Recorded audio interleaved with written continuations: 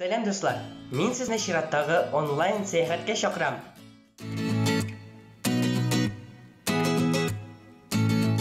Бүген без Мәскәүдәге Кызыл мәйданга юнәләбез. Ни өчен дисезме? Чөнки 1945 елның 24 июнендә Кызыл мәйданда беренче җиңү парады уза. Бу парадта 35 меңнән артык кеше катнаша. 1945 елның 15 майында Иосиф Сталин бер айдан җиңү парадын уздырырга дигән карар чыгара. Һәм парадны оештыру комиссиясе барлыкка килә. Георгий Жуков парадны кабул итә.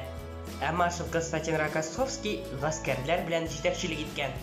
Жуков һәм Рокоссовский Кызыл мәйданда ак һәм кара атларга атланып барганнар.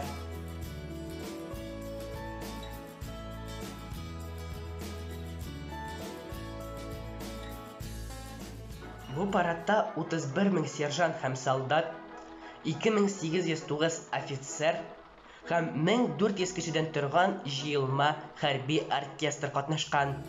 Парадта катнашу өчен хәрбиләрне төрле фронтлардан сайлап алганнар һәм махсус җыелма полклар барлыкка килгән. Иртәнге сәгать 10-да маршал Жуков ак атта Спас манарасының капкасыннан Кызыл мәйданга керә.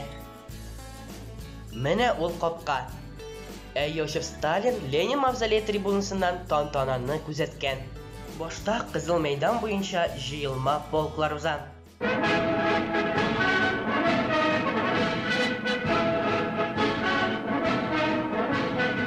Алар артыннан 200 төшерелгән фашист байракларын алып баручы гаскәриләр уза.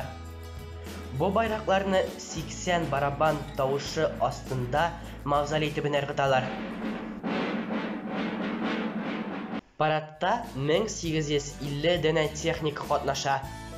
Алар арасында ИС-2, Т-34 танклары, Су-34, Су-100, ИСУ-152 үзгәрешле гаубицалар, Студебекерлар, Доджлар, Виллислар була. Көн ахырында парадка багышланган фейерверк була. Һәм 75 елдан соң тарих кабатлана. 2020 елның 24 июнендә җиңү парады уза. Бабаларыбызның батырлыгын онытмыйк, туган илебезнең тарихын белик дуслар. Сау булыгыз.